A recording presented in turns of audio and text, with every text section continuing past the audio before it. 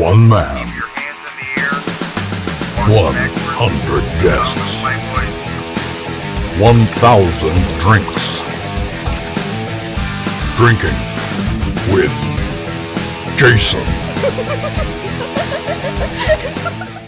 Hey there, you weirdos. Welcome to Drinking with Jason, episode number 17. The first of what is hopefully many Halloween episodes. And holy shit, I am joined by Monster Man Jack Campisi. What's going on, Jack? Oh, yeah. I was just telling you right before we started recording that I'd wanted to have you on for the Halloween episode, and I had someone else booked, and then he canceled, and I was like, yeah, I could get Jack on here. We'll talk about horror movies. My time to shine. Before we get into yakking nonstop about everything we love about Halloween, I'm drinking Yingling tonight. What do you got rocking? Well, it's Halloween, so I thought I'd go with the Shipyard Pumpkin Ale. That is a killer beer. Headless Horseman. And once again, because I'm on your show, I'm drinking out of my Daryl Dixon. Oh, that's right. I forgot about that. It's the only horror-y mug. I actually have a Walking Dead coffee mug that my niece gave me that is huge. And when it gets hot, like it turns like blood red on it and stuff. Very nice. It's not good for a pint. Speaking of The Walking Dead, I'm assuming you watched this week's episode. I did. Did you? Holy shit. That was a good one. This season's been awesome. Did you hear the we're heading into spoiler territory, but there's debate as to whether what happened really happened. I did see that, and that surprised me, but we'll see. It's interesting. Did you watch True Detective? Yes. I absolutely loved the first season, and the second season made me want to play in traffic. All right, so the second season, they pulled this. You think a major character gets killed, right? And he doesn't. Right. If they do that here, I don't think that's a good move. We'll see what happens. I don't want to spoil because it's only been out for a day. Yeah. I will say though, it's been a very entertaining first 3 episodes, and that first episode with the big horde, all you could do is second guess the plan that they came up with. It was horrible. It was like a terrible plan. It's like, we have all the zombies in this big crater. Why would we lob fire bombs in there or anything like that? That was the first thing I told my wife. I'm like, can't you get some propane tanks or something and throw them down in there? And yeah, no, let's lead them out. That was brilliant. But didn't anybody watch 300? You bottleneck them and fight them like one at a time when they come through. Yeah, that was a stupid ass plan. But I did like that everything basically went wrong before they could even start it. So it didn't really matter what their plan was. But anyway, I didn't mean to jump into The Walking Dead right away. The first thing I wanted to do was talk about the Monster Men, because you've been pumping out some episodes lately. Well, I'll tell you, we went through a little phase in the summertime. Right at the end of the summer, it was hard to get together and do anything. So we went a few weeks without doing anything. Because of Hunter's burgeoning porn career? Yeah. Just waxing that body of his can take a week at a time. Not going to be able to get that out of my head. But yeah, so we banged out a couple of Halloween episodes, and then we've got a bunch of very cool author episodes coming up. We just did one. And we got a couple more. We got Brian Moreland coming up, and I love him. I love his books. So we've been trying to get him on for 4 years. We finally got him on. He's difficult to get a hold of? Yeah, he's just got a tough schedule. And I've known him over social media for so long. So to finally get him on and talk, and I've read a lot of great books that I've been exposed to because of doing Monster Man. But the first book I think I read from all this world was his book, Dead of Winter. And I love that book. I have that. I just haven't read it yet. It's good. That would make a great movie. I'm going to try that. Oh, cool. So he was a good interview. Maybe I'll try and get him on here. Oh yeah, he's a great interview. He's a really good guy, and he's interesting, and he writes good stuff. You said you've got a couple author interviews coming up. Who else? Anyone I know? This is Adam Caesar, who I saw that one. Cannibal ghost book for the tribesmen. It sounds just bizarre. If you watch the episode, he explains the book, and I'm just like, what? I've got to. I thought it looks like a Cannibal Holocaust kind of cover, but basically, it's like guys go to film a Cannibal Holocaust like movie, and then supernatural stuff kind of hits the fan, and there's ghosts involved and stuff. And I'm just listening to it. The guys like you and me hear this, and it's a short book. I'm like, okay, you got me. This I'm in. You had me at cannibals. I'll stay for the ghosts. Like that's a pretty unique idea. Yeah, I just saw that one. That was a good one. I have somebody coming up. Hunter sent my way. Russell James. Yeah, we just did an interview with him too. Another really nice guy. Really? God damn it! I got to get mine out before you. Yeah, Russell James. That was it. He's come up in like 2 weeks. Q Island. Did you read it yet? No. I got so many damn books. You and me both, brother. I read one of your books and I loved it. And then I was going to move on to another one. And then I pre-read for Hunter. So like right when I'm like, okay, next book, he's like, hey, can you read this for me? And he needs it like, in a week and a half or something. And I take forever to read a book. So I'm like, damn it. So then I jam through his. And then,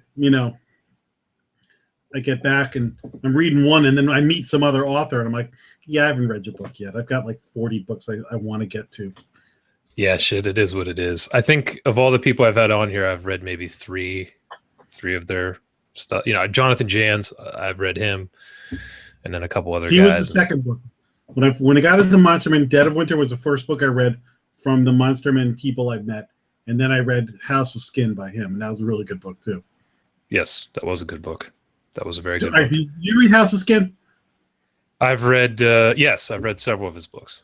All right, so House of Skin has the guy moves into the home. And there's like a hot girl that lives down the street who's like a runner. Mm-hmm. And then there's a ghost of another woman in the house. Like an evil ghosty, but I'm reading this book. Anyway, go ahead. And I'm thinking to myself, if I make this movie, the girl down the street is Summer Glau, and the ghost is Morena Baccarin from Firefly, Serenity. Uh-huh. So basically, I was like, the whole time I'm reading that book, that's who I imagined those two roles. And Jans didn't know who either one of them was while we were talking. But come on, man! You know what? I'm looking at this. I actually think that's one of his few novels I have not read yet. So never mind. I think I was thinking of Darkest Lullaby. Anyway. Oh, I haven't read that one. But yeah, so you guys are finally getting together and getting some damn episodes out. That drought over the summer is pissing me off.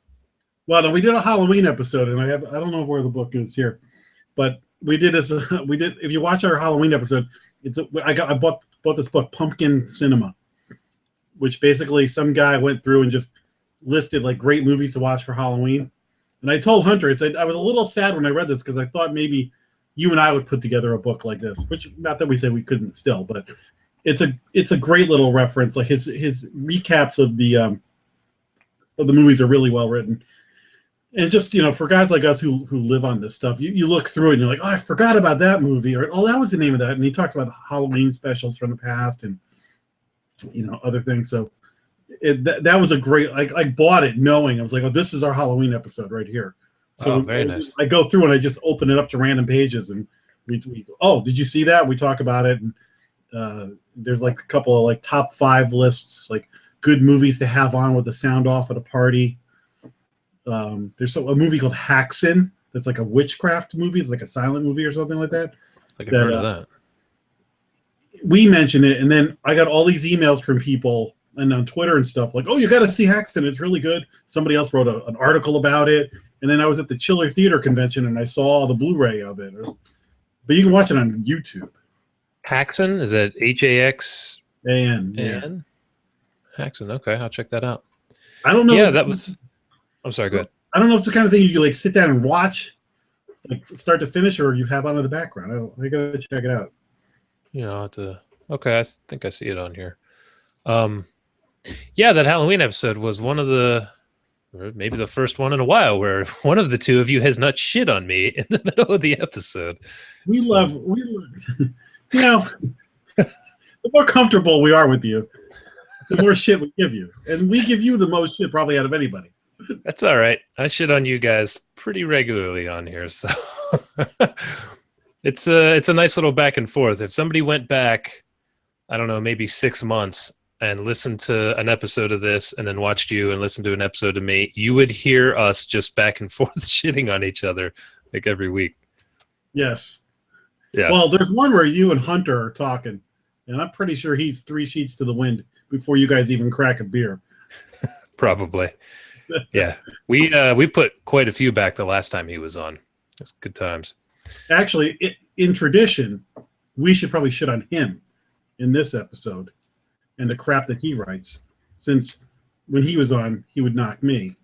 Yeah. Well, we did get into his porn career and him slathering his body up.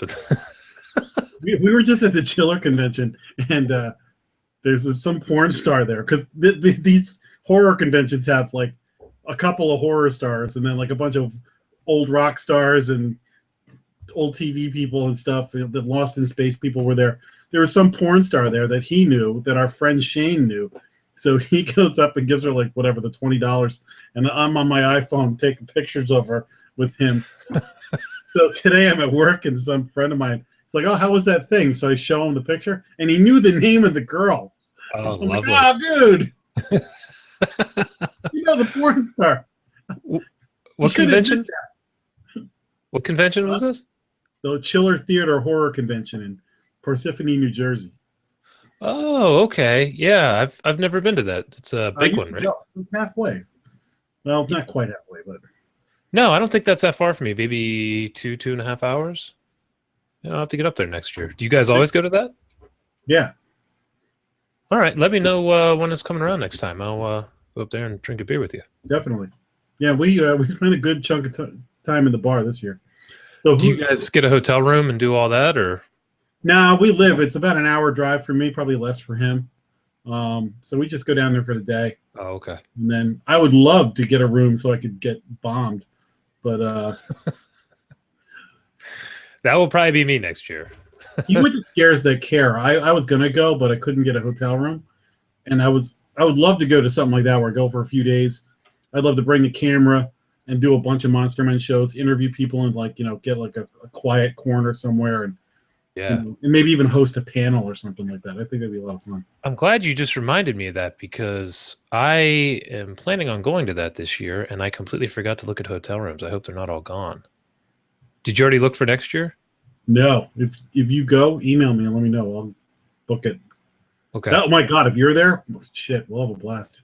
Yeah, I was just thinking that I wanted to go. Hunter said about like getting a table or something. I don't know if I want to do that, but I'd love to go down there and just drink beer with everybody. Jans is pretty connected in there, and maybe we could get like a panel or something like that going. Or All right, man. Yeah, let's do that. if nothing else, we'll just find a corner of the bar, and make fun of people. I'll do that regardless. I'll do that on my panel if I had one. So we get to Chiller. They've got like the Batmobile and the Batboat in the parking lot. So we walk over there, and they have like this rover thing from Lost in Space, like from the actual TV show. Like if you saw it, you'd be like, I don't know if that's a replica or it's the one from the show, but it's really cool. So Hunter goes over, and I'm taking a picture of him, and there's people in it. So I come around and I look at the guy sitting in the driver's seat, and it's the dude who played Major Don West from Lost in Space in the freaking driver's seat. So I'm taking pictures of Hunter, and the guy from Lost in Space is in the thing. Wow. By accident. So we go over, and he comes out, and he's talking. So the first person that we met was Don from Lost in Space. And I mean, when I was a little kid, I used to run around my basement with a wiffle bat, pretending it was a laser gun, and that I was Major Don West, because he was my favorite guy in Lost in Space, even though he was on the show for like 5 minutes before, it was just Dr. Smith and Will Man, Roberts. that's a pretty killer person to meet. Do you get to meet a lot of people at that? Well, some people you just kind of see them. Uh-huh. And then other people some people you have to pay to talk to. So I'm not a big autograph person. I usually am just happy like walking by and seeing people. And sometimes you can just sort of chit chat with them before they suck you into paying them for an autograph. Then there's other people that you're like, I saw Greg Brady, and I was like, I need to talk to him. So I paid him. I got his autograph on a tiki doll. because I love the Brady Bunch. It goes way back with me and my friends. So I was like, I was actually standing there going, nah, I don't know. My friend's like, dude, Greg Brady. This year, Hunter's talking to Barbara Crampton from like Reanimator and From Beyond and Sure.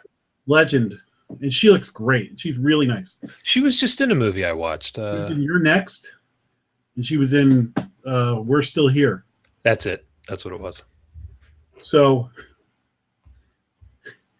in this vicinity, and then this girl that we know happened to walk by. So we're having like this little reunion thing going on.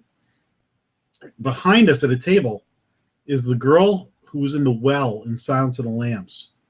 Yeah. Broke something. It puts the lotion on its skin. Yes. And this is the way my head works. Like there are just certain people that I feel like it's worth the Facebook picture to pay whatever it is, $20-$30 to get my picture with them. And sure enough, I went over, I talked to her. She was really nice. I didn't get an autograph. I paid for the picture. I put it up on Facebook and had the funniest like chain of people like, oh my God, it's the girl from the well getting quotes. A girl I took to see Silence of the Lambs like on a kind of a date kind of thing who hated horror movies is like writing like, Jack, remember when we went to that? I almost like fainted. Like, I'm like, oh my God, that's right. It was so funny. I thought she was going to pass out.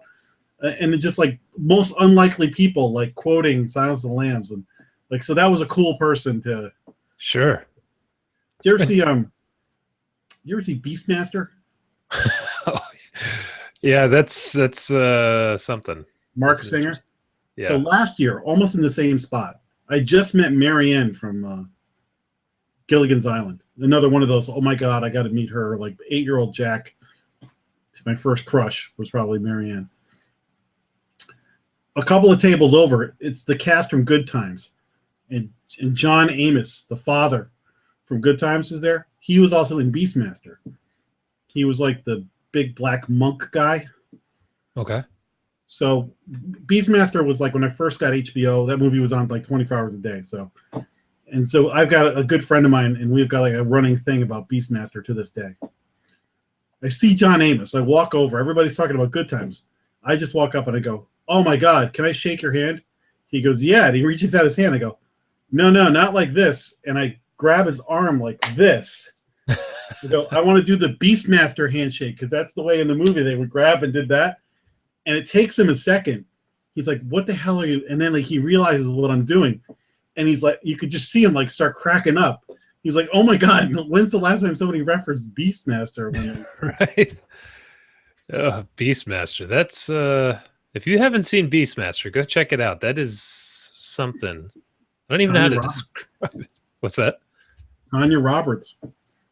Wasn't that the guy who did Phantasm? The hell's his name? The director of Phantasm. What is his name? Shit. It's like an Italian name or something. Yeah, I think he's the one who did Beastmaster. Did it? I think so.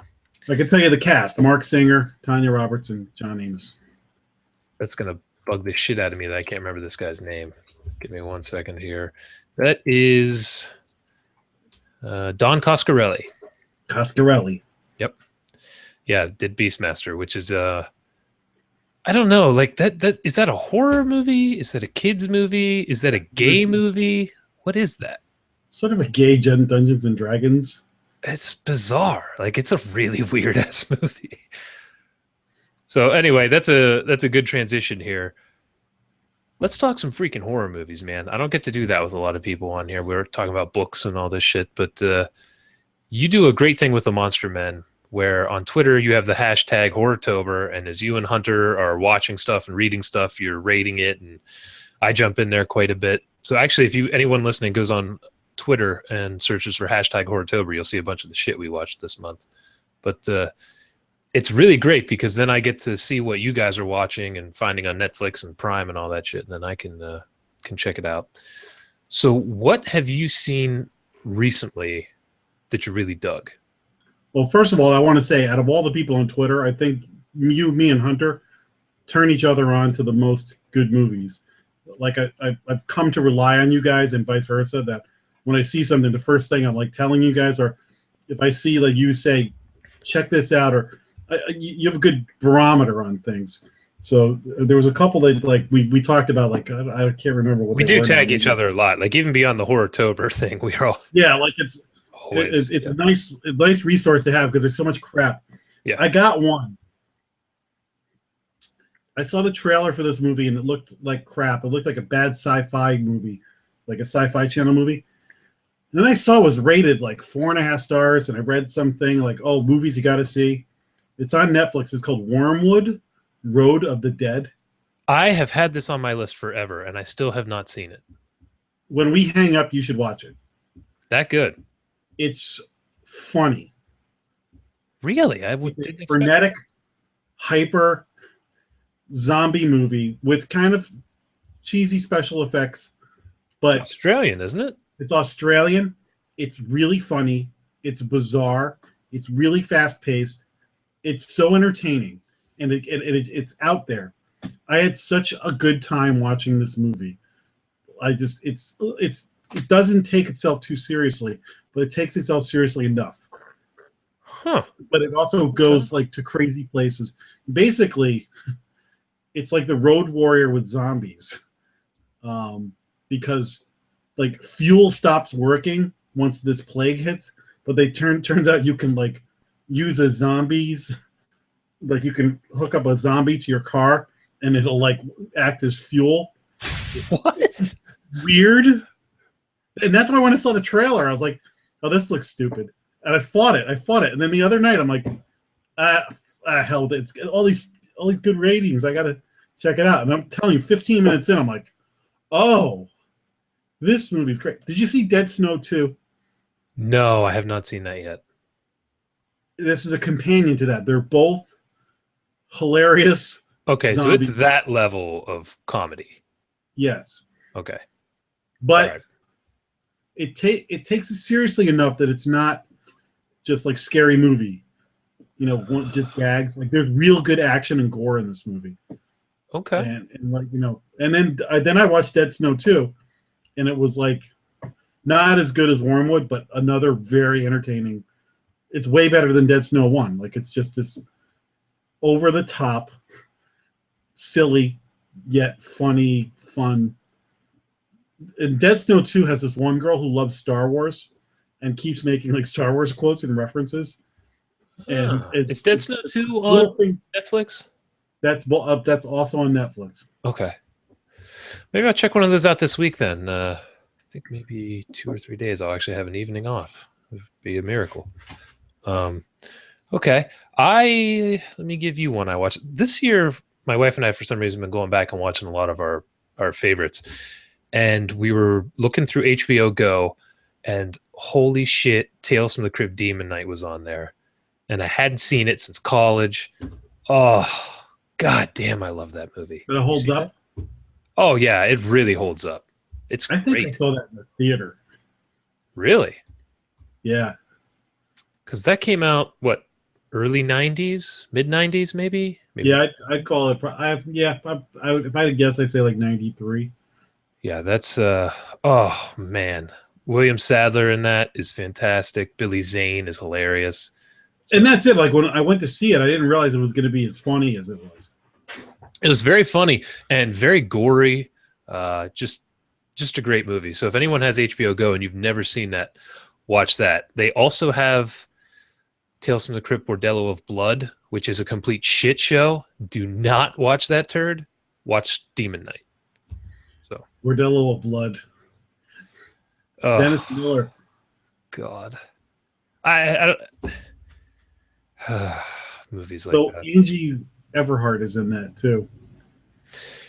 That was the one, I think when it was coming out, like a couple days before it was out, Dennis Miller was doing interviews and saying, like, don't watch this, it sucks.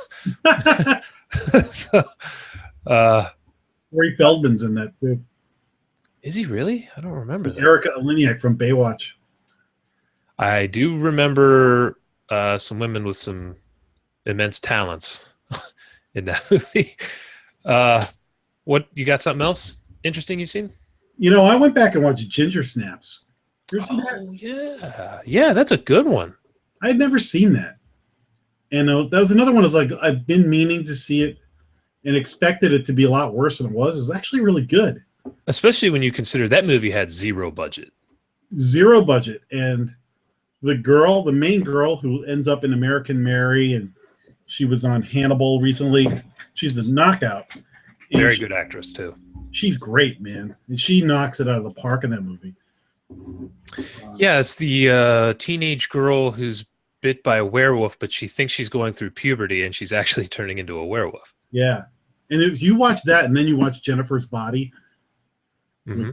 with Megan Fox, you're like, oh, wow, they mined a lot of ginger snaps. Oh, you know, I hadn't thought of that. I haven't seen Ginger Snaps in a long time. It's, I'm really happy I did, because like if you think about like name 5 werewolf movies to watch, I would now throw that in the list of movies to watch. You know, I don't know that I would have ever really thought of that, but I would too. I don't know if that's as much a credit to Ginger Snaps as an indictment on how shitty werewolf movies are. Yes. I love werewolves, but man, the movies are so bad. Did you see Late Phases? Yes. I think that's one of the ones we talked about on Twitter. Yeah, I think so. Another very low budget movie, but not bad. The werewolves just look so stupid. They look like people in like bunny costumes, but with werewolf masks on. Like, yeah, the effects were the worst part of it. The story's great, and the blind guy who was from Stakeland, he's really good in it. Like, it's unfortunately they had to have actual werewolves in it. Like, if that had just been right, he was such an asshole in that movie. It was hilarious. I think that's on Netflix, right? Is that where I saw it? That's on Netflix. Tina Louise, Ginger from Gilligan's Island's in that, and Tom Noonan, who's the Tooth Fairy in the original Manhunter. And he's been in a million things, but he's a tall, bald guy he's in like Easy Money. And what's the? Oh yeah, okay, I know what you're talking about. His son. What the hell's his son's name in that? The actor. Shit. Oh, that guy. He was just in The Walking Dead, wasn't he? Yeah. He was Dutch on the Ed O'Neill movie, or not? He wasn't Dutch. He was the boy in Dutch. Was he in That Thing You Do? Was he the bass player? Oh, I don't remember that. If not, it's like his long lost brother. Ethan Embry. That's it. Ethan Embry. Yeah. Let's see. What else did I just watch? We went back and see. This is great using that Horrortober hashtag. I can actually go back and remember what I watched. I watched a movie from 1982, which was so fucking weird. It like blew my mind. It's called Xtro. XTR. Oh, I remember that. I don't think I ever saw it, but I remember it being like advertised. Oh, that was weird. And it had a scene that was so disturbing. My wife wanted to like shut the movie off.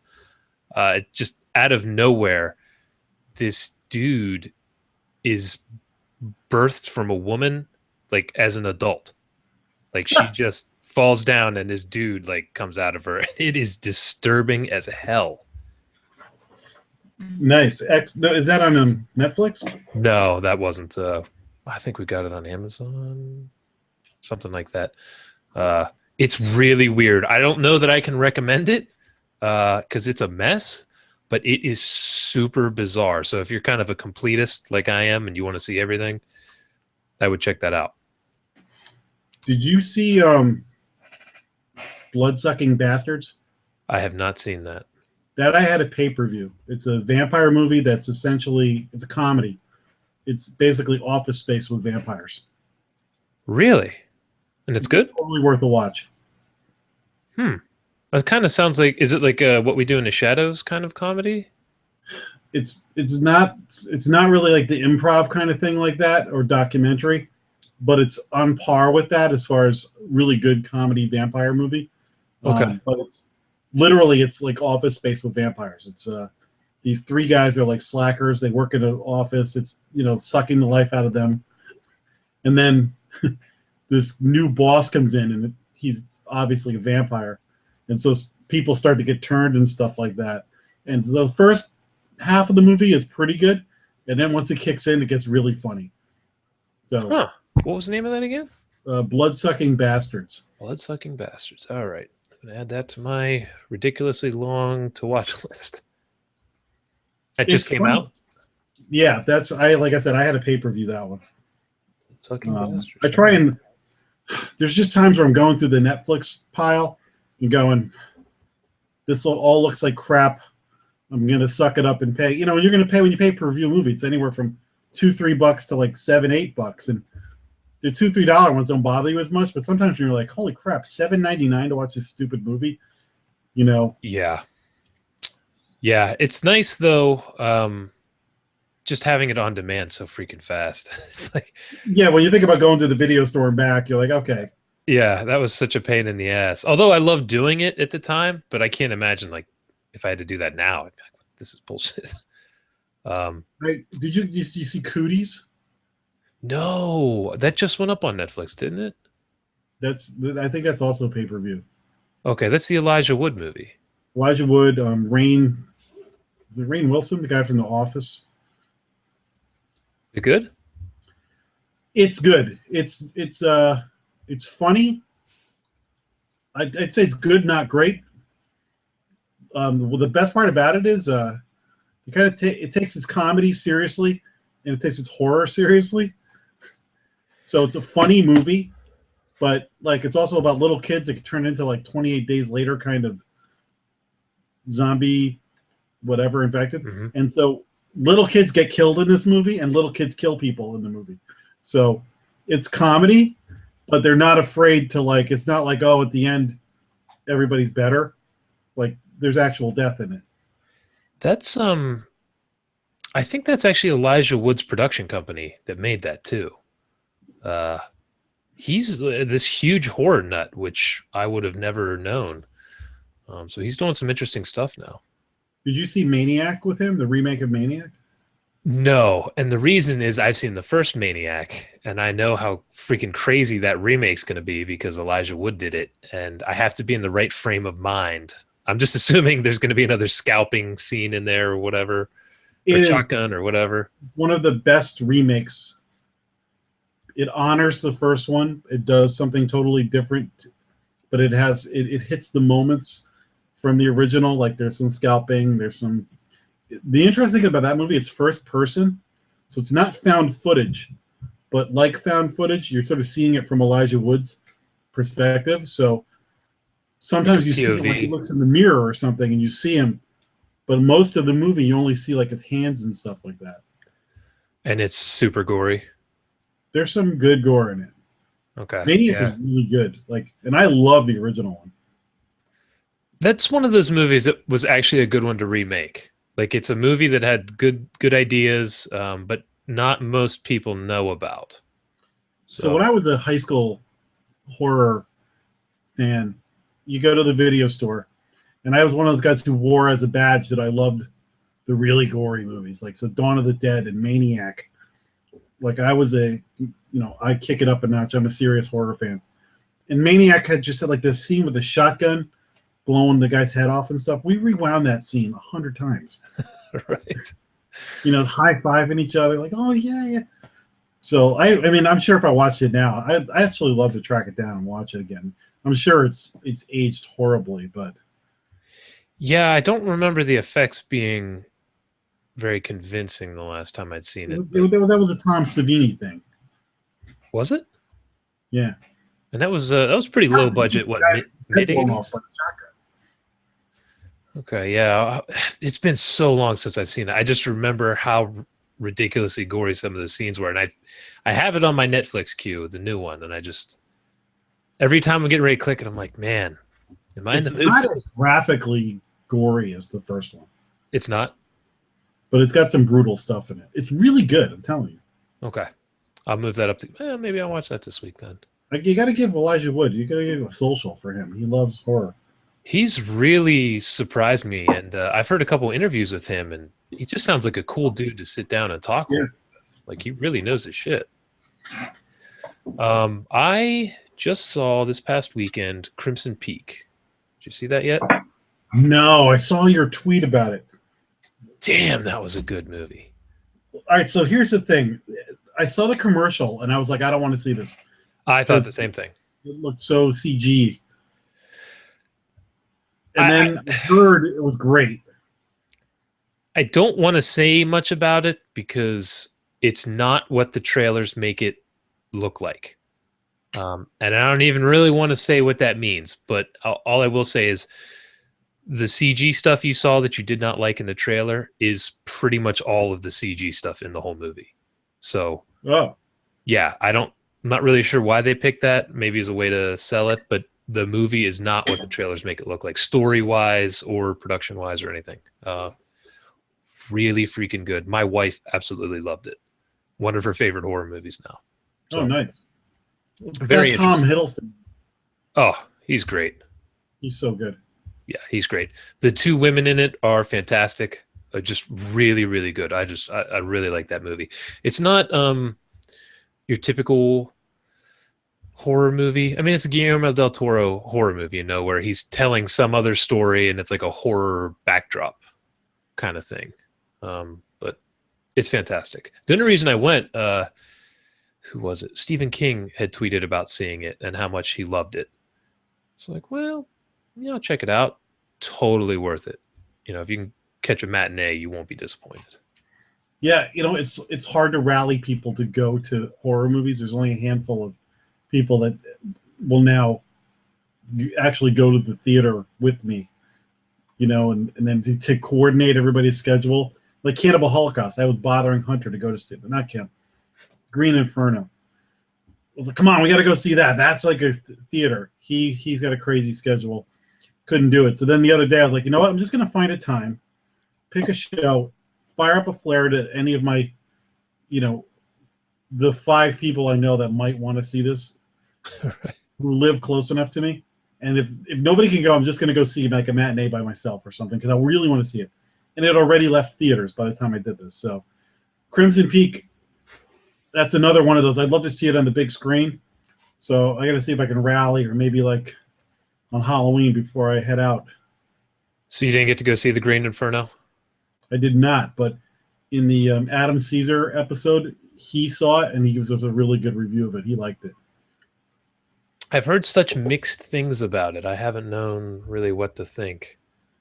The good thing about not seeing it in the theater is it's another movie that when it comes out, we'll be excited like, oh, here's something to watch. Yeah, that's true. That's very true.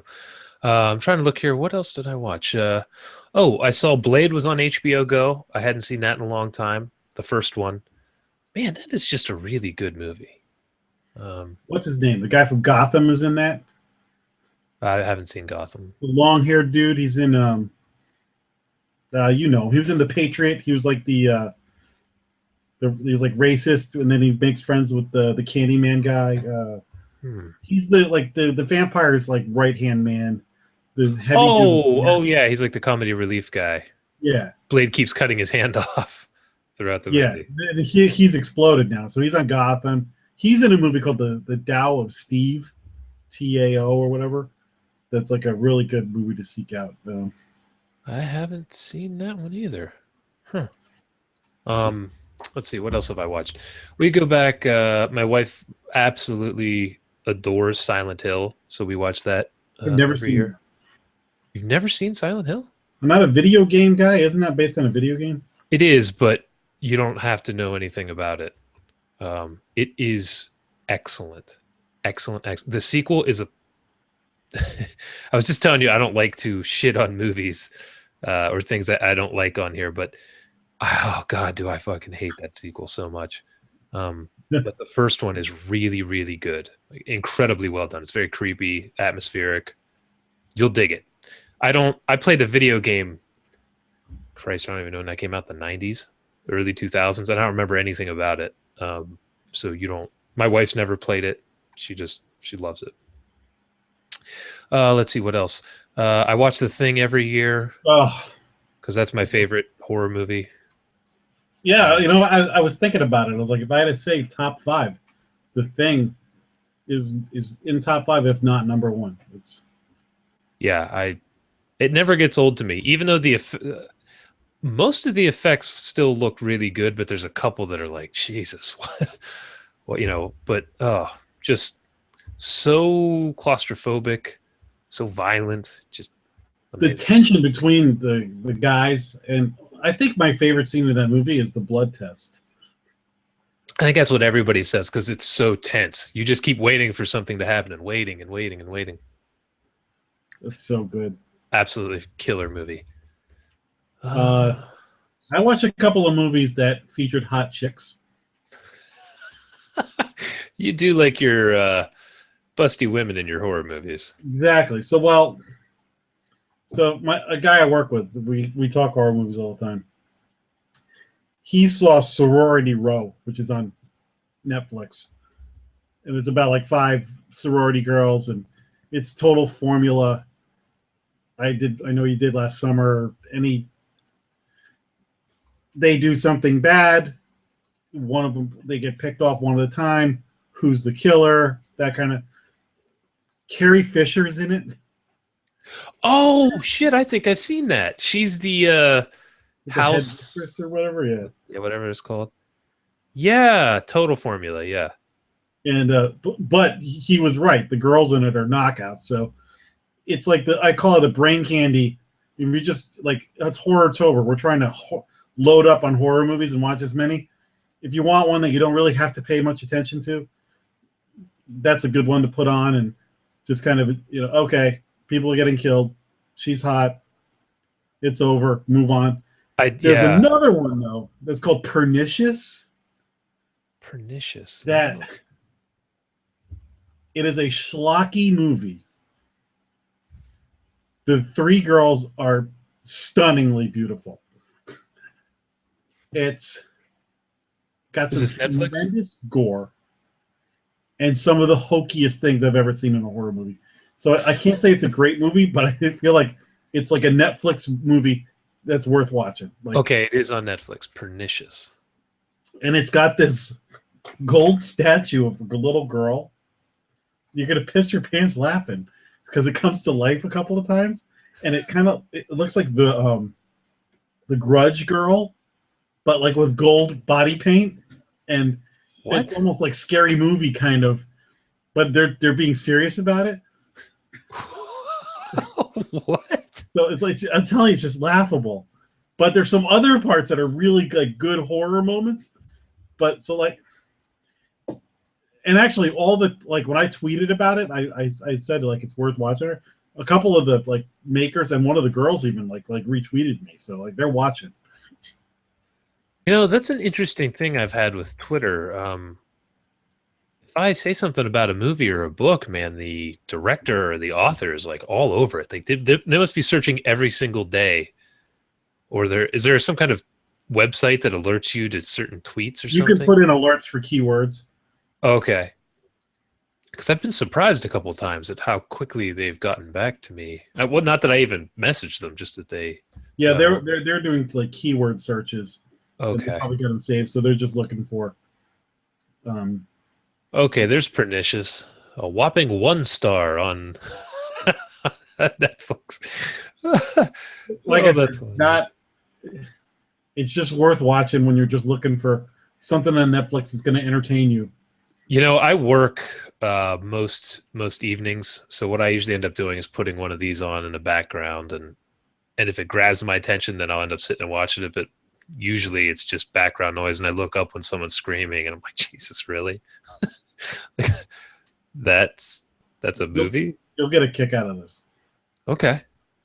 I have found, though, Netflix ratings are really weird. Like some movies that are classics only have like 2 stars, and then some movie has a 4 and it's a complete turd. So yeah, I don't know what to make of those. And some people are like, oh, they're pretty accurate. And then other things I'm like, wow, I never would have watched that. Yeah. There's a movie called Exeter. There's a movie called Exeter that just came on that is another kind of like B-movie, schlocky, but a lot of fun. That I'm like, it's kind of like we're video store horror guys. So, I watched this. I couldn't remember the name of it. Exeter? Yes, that is a ridiculous movie. But I couldn't tell. It seemed like it was intentional. Like it was partial comedy. Yeah. Like there's a it's like they didn't follow all the way through with the comedy punch, but there's enough there to, like, they're doing the YouTube exorcism. Oh, that's right. Yeah, they're looking up instructions online for how to exercise. It had a Night of the Demons feel to it. Like I felt like, okay, if this is just like renting Night of the Demons in the 80s. Like they're locked in this place, there's possession going on, people are gonna get, and the kills are really good. There's like some pretty gory stuff that happens, but again, it's not an award-winning thing, but it's like it feels like something that you rented, watched, Yes. got a kick out of it, and it's like, oh, that was a pretty good rental, Yeah, I was watching that and I was like, man, this is ridiculous. But then the more I'm watching, I'm like, you know what? Actually, I think a lot of that's on purpose. They're doing funny. Yeah, it's not a great movie by any stretch, but it wasn't as bad as I initially thought it was. I put it in that was a good Netflix one. Like, there's so many bad ones that you like just turn off after 10 minutes. Yeah, that's the kind of movie I would only even mention to someone like you or like Hunter, who just watches a shitload of horror movies. I would never recommend that to one of my normie friends. Yeah, I wouldn't recommend it to a normie. Right. What's a Netflix though for normies? Monster Squad. Oh, what a great movie that is. Of course, I haven't seen it in 10 years, but I remember loving it, particularly as a kid, all the monsters and shit. Oh. See, I'm a little old for that movie as far as like I didn't see it when I was a kid. I was a little older. So I didn't really give a crap about it. I don't even know if I ever actually saw the whole thing. But watching it now nostalgically, it just, it feels like the year it was made, whatever that was. But I said this, and then when I read the Pumpkin Cinema entry about it, he said the same thing. There's a scene at the end of that movie where Dracula is killing people in this movie. Like, so that was one thing. I'm like, wow, if this was made now, it'd be like Disney Channel and it's like Hocus Pocus. Nobody would really get hurt. But like the cops are charging him and he's like breaking their necks and stuff. Right. And there's this little girl and she's got this amulet that he wants. And he walks up all nice to her and stuff. Then he like grabs her by the throat, lifts her up and goes, "Give me the amulet, you bitch." And I'm going, holy crap, man. Like this would never fly now. This is like a kid's movie. Don't they put like a stick of dynamite in a werewolf's pants and blow him to pieces too? Yes. I remember that being really Tom cool. Noonan is the Frankenstein's monster. Really? Huh. I haven't watched that in so long, man. I'm going to have to check that out again. That's a great Halloween. That's one to put on while you're doing something. Yeah, Monster Squad is great. Wasn't it Shane Black? Didn't he have something to do with that?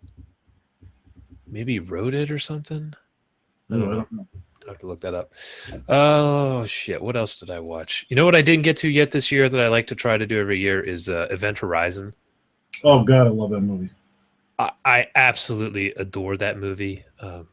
It's like Hellraiser in space, right? Yeah. I mean, just a fantastic movie. And it is really held up age-wise, too. There's not a ton of CG in it.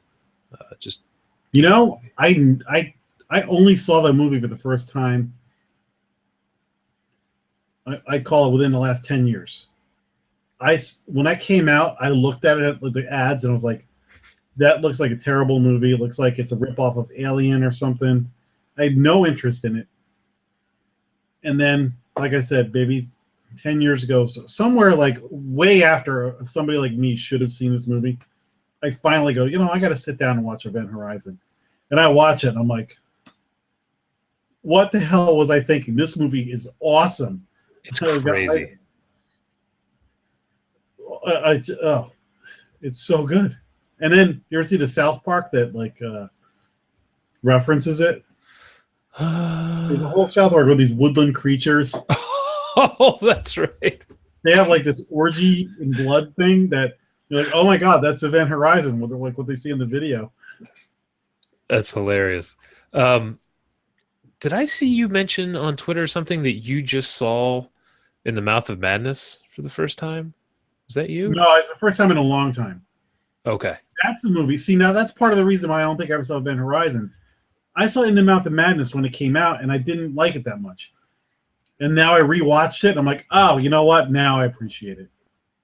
Same thing with Prince of Darkness. Sure.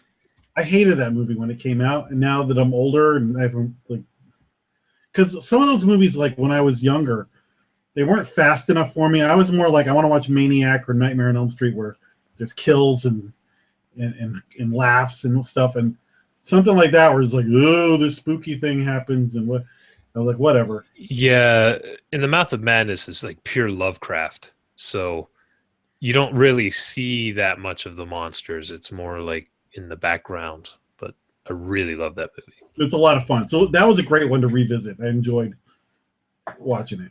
Oh God, what's the other one? I've been dying to watch it. I try to watch it every year because it's one of my favorite horror movies.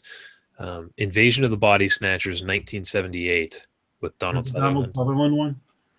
Damn, I love that movie, and I haven't gotten around to it yet this year. A couple of my favorites that I need to get around to: American Werewolf in London, Oh, awesome. the original Dawn of the Dead. Awesome. Let me ask you this. As a horror fanatic, where are you on the Dawn of the Dead remake? I think it's overrated. I think it's okay. It's got some good stuff in it. It's nowhere near as good as the original. The zombies aren't that great in it. They don't spend any time with any of the zombies. It reintroduced fast zombies to the kind of the collective, but Return of the Living Dead is where fast zombies came from. Sure. The characters are. It's like I said. It's okay. I bought it. There's like some original cast members. There's some good stuff, but I appreciate what it did for, bringing kind of zombies into the mainstream a little bit. But I can name you 5 zombie movies to watch before that. Okay, so you like it, you don't love it. All right. I didn't know that was like a very polarizing movie until the last couple of years, and some people really don't like it. That just surprised me because I thought it was good. I'd watch the original before I'd watch that, but some people really don't like it. There's some really great parts in it. Like the beginning is tremendous. Oh my God, the beginning is kind of what sold me on the movie. When that guy gets hit by the ambulance or whatever. Fantastic. Yeah, the whole husband, whole scene that they watch in a 40-year-old virgin it's on in the background in one of the scenes. Yeah, at the TV store. Amazing. You mentioned Return of the Living Dead. If anyone here has not seen that, you have to watch this movie. It is gold. It's from, I don't know, maybe 85 or something like that. Yep. You got to put on it feels 80s. Oh, it's pure 80s. Somebody has a mohawk, for Christ's sake. But it's tremendous. Oh, the comedy in it is just fantastic. When that girl starts stripping for no reason, and there's some guy in the background yelling, "Let's get some light over here. She's taking off her clothes again." Oh, man. And it was the first zombie movie where just shooting him in the head didn't work. Yeah, it doesn't do anything.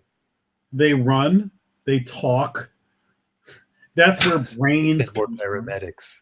And they link it to send more paramedics. They link it to the original Dawn of the Night of the Living Dead, because I guess the guy who wrote it used to like collaborate with Romero or something like that, and then they split up, and they both had rights to it or something. There's some kind of link between the two. I didn't know that. So, they're both like Dawn of the Dead and Return of the Living Dead are both sort of like sequels to Night of the Living Dead, but in separate universes. Okay. But Return of the Living Dead is era. It's funny, but it's also scary. Like when you watch it, the unrelenting zombies, like there's no way to stop them. Yeah. If that ever happened, like you're toast.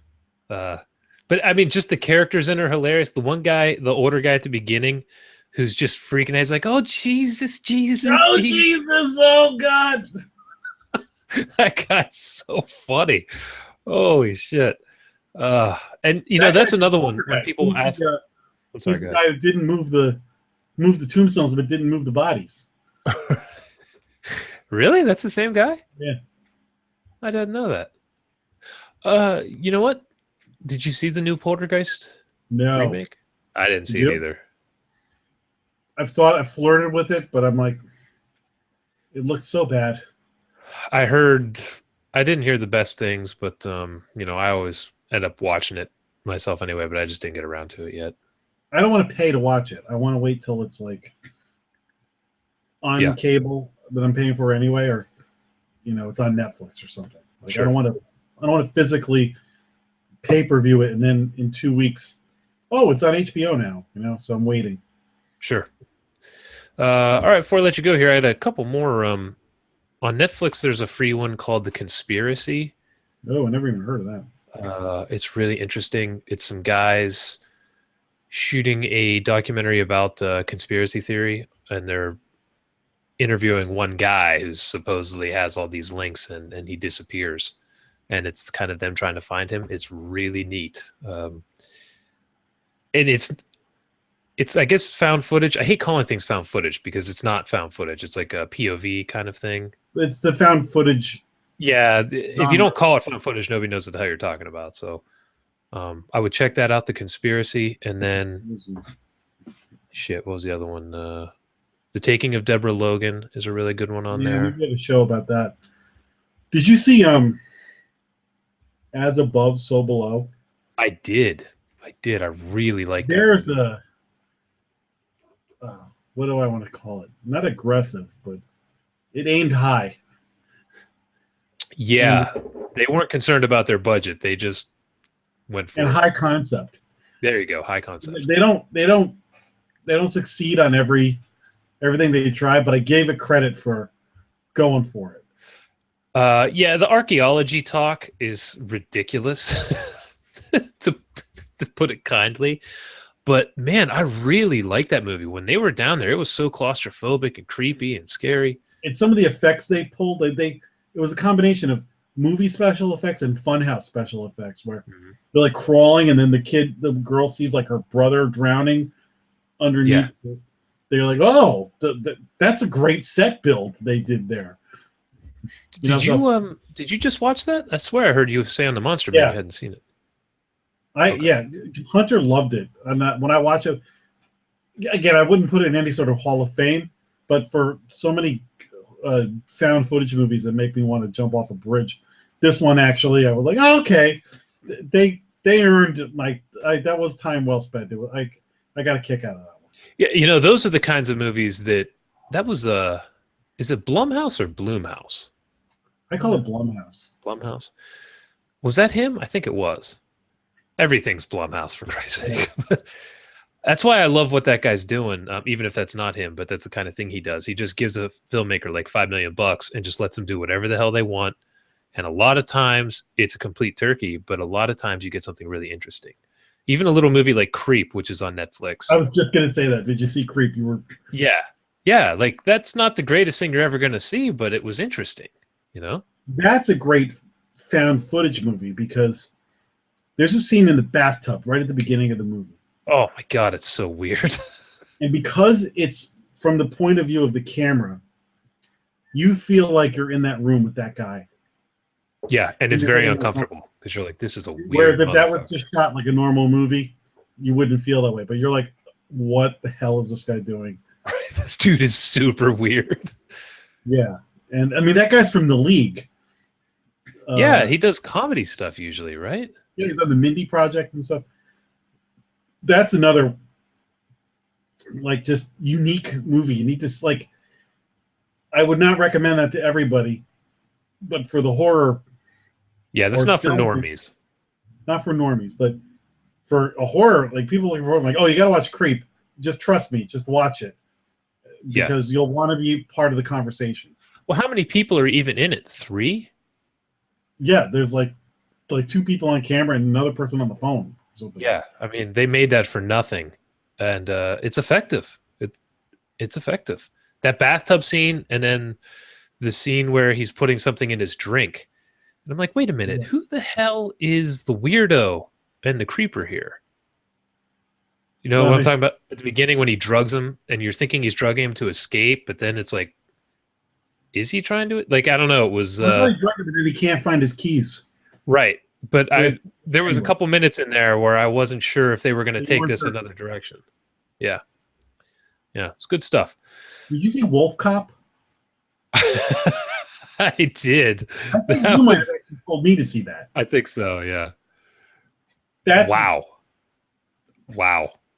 goddamn brilliant movie. Uh, again, another one I don't tell people who aren't freaks like us to Yeah. watch, but oh man, that show, he's a werewolf getting blind, stinking drunk and having sex with a woman in a jail cell. Maybe the greatest sex scene of a horror movie ever. Oh my god, so weird. It's so funny. Yeah, and then the song at the end, and that's another one that if you watch it and tweet, the Wolf Cop people will acknowledge you. Yeah, that was I was just laughing my ass off watching that. Like that guy, that was just a funny ass idea. I think I heard they're doing a sequel or something like that. Yeah, well, they say it right at the end of the movie. Oh, see, every time I see something like that, I'm like, is that wishful thinking or?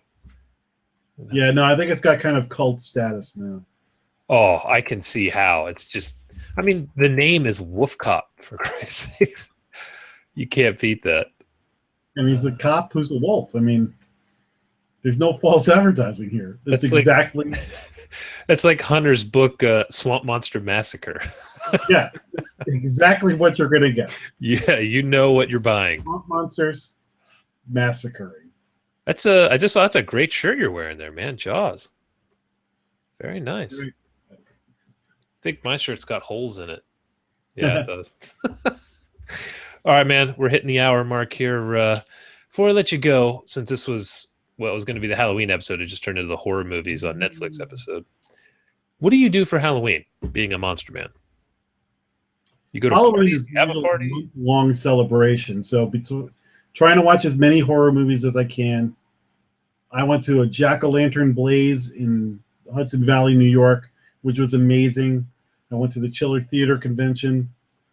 I'll go to a Halloween party or two.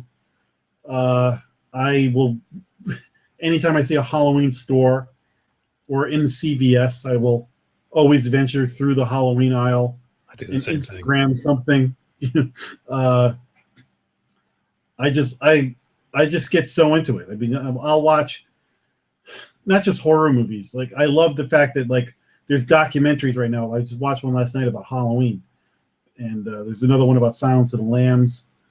There's one about Jack the Ripper. So I start DVRing all this stuff. So it's not just horror movies. Just you're flicking around and you're getting Halloween content, everywhere. So actually, I was on my friend's radio. He's on Boston Free Radio, and he had me on, and he did a playlist of 10 Halloween songs, and we talked about a bunch more.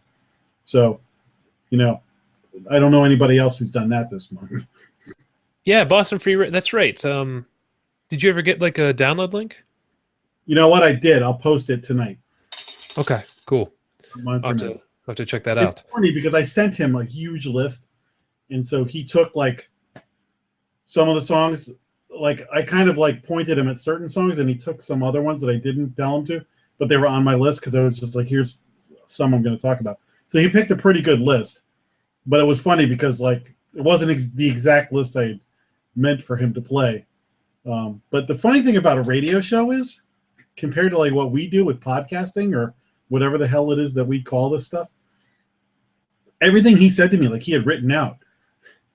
Oh, sure. Oh, we have Jack Campisi on, and he's opposed to the Monster Man, and he like reads this description of Monster Man, and then he and then he talks to me, and I just make up my answer, and like his responses are even like scripted, and I'm like, is every radio like that, or is it just him? Like it was interesting to see like radio versus what we do. We're just like turn on and drink a beer and talk. Yeah, this is the most unprofessional thing ever. This is pretty much just for me to have fun and bullshit with people. But yeah, it's a whole nother world, man, dealing with scripts and all that. And I just have I freaking write all day, man. I don't want to deal with that shit. I don't even do research.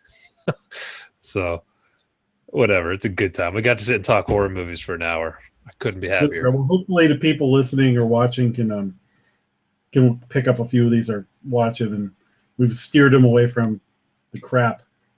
Well, I think most of what we even mentioned was free, so have at it, people. Hook us up with your social media. Where can people find you? Find the Monster Men? Monster Men is Monster Men 13 on YouTube, we're more of a video podcast, so YouTube is where we post everything. I think eventually we'll get onto iTunes or something, but we're pretty much just video. But you can just, if you watch us and put another window up, it turns into a audio podcast. So, and if you like drinking with Jason, you think the way I talk and deal with shit is funny, the Monster Men is just a complete extension of it. They're the originals. I'm the ripoff. So check it out. Well, when we met you, you were instantly like you're like the third guy in the rotation. So that's been nothing but fun. So our website is themonstermen.net, and basically we post all the shows there as well. Hunter Shea is my partner. He's a horror author, and he's a really funny guy. He's a piece of shit. His books are great. So yeah, he sucks. HunterShea.com. Don't go to it. It's probably a porn site now. Yeah, it's just pictures of dicks. Yeah, and underage children. Oh Christ! And Twitter, all that shit. I'm back in Jack. It's like the AC/DC song, but me, back in Jack. Man, you're so clever. I am so. Jack in the Saddle again was taken. That's great, man. So yeah, anyway, check out the Monster Men. Do not check out Hunter Shea's books, and follow Jack on Twitter. He's constantly putting shit up about horror on there. So if you're a fan of that, that's I'm not getting things done. I'm tweeting about horror. I get all kinds of ideas from you guys, so it's fantastic. But thanks for coming on. I even appreciate the short notice, but like I said, if I'm still doing this in years to come, we should just do a Halloween episode and talk movies every year. Well, we'll see you on Monster Man in a couple of weeks. We'll have you back on. I'm looking forward to it. Those were 2 fun episodes. So 2 of our best ones. I'm telling you, the one that the unsung hero is our crappy movies that we did with you. That's a really funny episode. It was like 45 minutes of us just talking about terrible movies. If you want to be impressed, the crap we pull out of our asses in that one, like, did you ever see this? And then I had friends of mine be like, "Oh, he talked. What the hell is that trick? What you talked about one movie? I can't remember what it is that you. It was like your favorite bad movie. Rock and Roll Nightmare. That's it. I got more comments about that movie than probably anything else I've ever talked about on the show. People are like, "Oh, I saw that movie's terrible." I'm doing So Bad It's Good on Rock and Roll Nightmare here in a couple of weeks. Nice. So yeah, it's special. And you know, that Monster Man was particularly fun because we had just wrapped up doing the found footage one. You're like, "Oh, let's do another one," and we didn't know what we were going to talk about. Just, bad movies. So we just riffed. There was no preparation on that. We killed it for like 45 minutes. Yeah. Good time. So yeah, man, anytime you let me know, I'm on there. Shit, I'll come on there in an hour's notice. I love that show. So, all right, man. Appreciate you coming on. All right. Good night, everybody.